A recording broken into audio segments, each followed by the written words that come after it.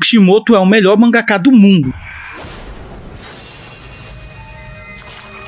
Isso explica tudo. O corpo de outra pessoa. Agora que eu chamei tua atenção, deixa eu falar direito sobre esse assunto. Esse aqui é um vídeo pra gente desestressar, né? Sem falar de assuntos muito sérios, meio que dar uma conversada sobre algumas coisas mais besta, né? Então vou falar de Naruto, que eu gosto bastante. É consenso geral na comunidade de Naruto que o Kishimoto é um péssimo escritor, né? De que ele não soube desenvolver as personagens femininas, de que ele não sabe desenvolver personagem, de que o Shippuden é pior que o clássico. Inclusive eu acho isso uma mentira absurda, porque as melhores coisas de Naruto estão todas no Shippuden, e por aí vai. Mas eu acho que o Kishimoto é um ótimo escritor, porque ele conseguiu fazer uma coisa que é muito difícil de tu conseguir executar em uma obra, é mudar completamente a opinião do público e fazer o público inteiro esquecer de um detalhe que sempre esteve lá. E eu tô falando do Jiraiya.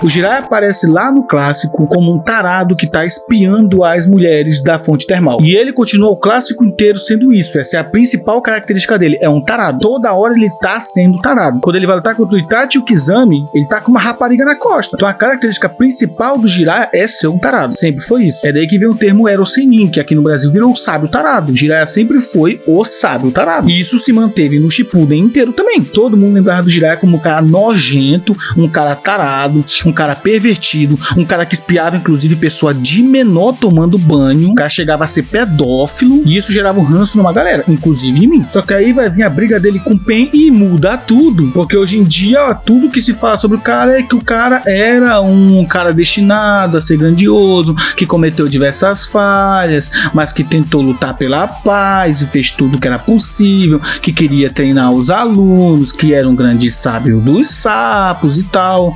E é só isso que se lembra dele. Simplesmente a maior característica dele, que é de ser o tarado, sumiu.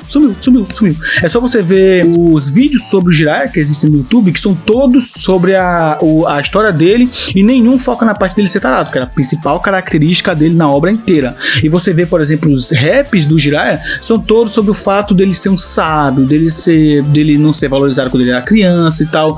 A visão que se tem na comunidade toda foi modificada. O Kishimoto conseguiu mudar a visão da comunidade inteira em poucos capítulos.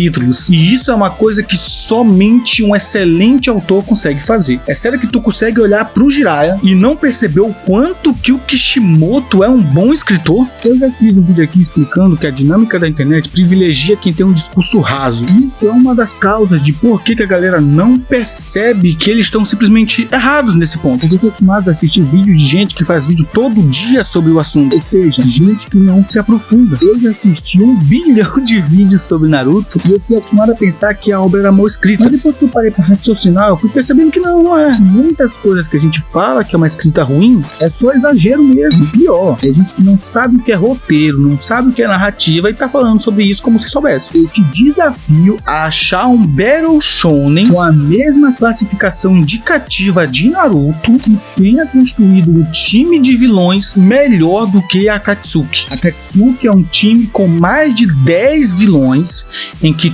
todos eles possuem uma base de fãs e sem nenhum deles repetir as características uns dos outros, e todos eles sendo uma rima poética para o tema principal da obra no Shippuden, que é a questão da guerra. São personagens extremamente bem feitos. E outro autor conseguiu fazer isso. O YouTube tá cheio de vídeo falando de furo de roteiro em Naruto sem entender nem o que é um furo de roteiro, porque essa galera fala de furo de roteiro como se furo de roteiro fosse uma coisa que não foi explicada, e não é, porque uma história, ela não está sendo contada no nada. Naruto era um mangá que tinha prazos para ser entregue, precisava cumprir metas, precisava vender. Então a história que estava na cabeça do Kishimoto precisa ser adaptada para esse cenário. Então tem coisa que ele vai cortar, tem coisa que ele não vai explicar, tem coisa que ele não vai se propor, e tá tudo bem. Tem coisa do roteiro que não vai estar lá, e tem coisa que muita gente chama de furo de roteiro e não é. São coisas que estão lá bem explicadinhas. O exemplo principal é a Kaguya, que muita gente fala que ela apareceu do nada, mas não, ela tá lá. Desde o Naruto clássico ela é mencionada. Quando Naruto luta com o Sasuke lá no Vale do Fim, Naruto clássico, quando a luta termina, aparece o Zetsu assistindo a luta e ele fala que a batalha dos irmãos ainda não acabou. Ou seja, já tá na história estruturado que o Naruto e o Sasuke são a reencarnação do Ashura e do Indra, assim como aquelas duas estátuas que estão lá também são reencarnações do Ashura e Indra.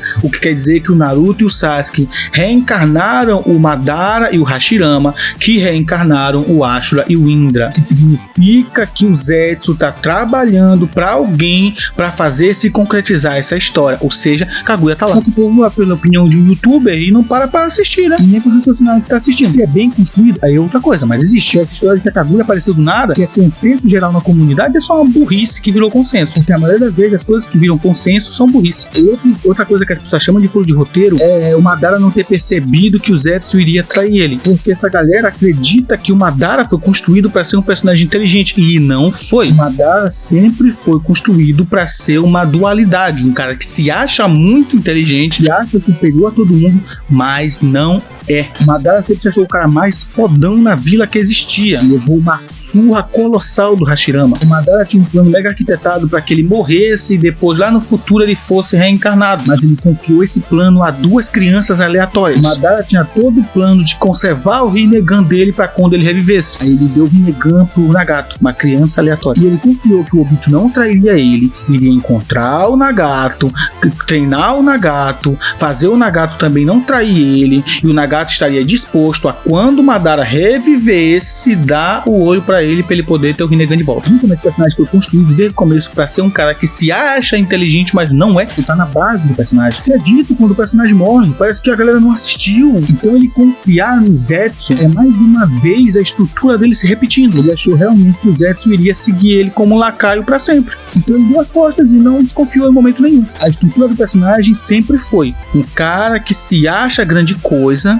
e por isso ele comete grandes vacilos, e isso vai se estendendo, até que lá no final ele comete o vacilo que já é tão grande que não tem mais volta, acaba matando ele. Volto a dizer que isso tá na estrutura do personagem. Então um grupo de youtuber acostumou a galera a dizer que o Kishimoto é o pior autor que existe no planeta e que qualquer um conseguiria escrever melhor que o Kishimoto, e que ele foi um bom autor. O Naruto foi bem escrito. A parte mal escrita mesmo é a guerra. A guerra é um negócio extremamente mal escrito. Mas antes da guerra, tudo é muito bem encaixadinho, muito bem estruturado, tudo vai andando do jeito direitinho, tudo é bem feito, muita coisa ali tá bem encaixada. Outras coisas não estão tão bem encaixadas porque não cabe ao autor ficar explicando absolutamente tudo. E nem tudo que não é explicado é furo de roteiro. Vocês têm que parar de pensar que se uma coisa apareceu e ela não foi explicada é porque é um furo.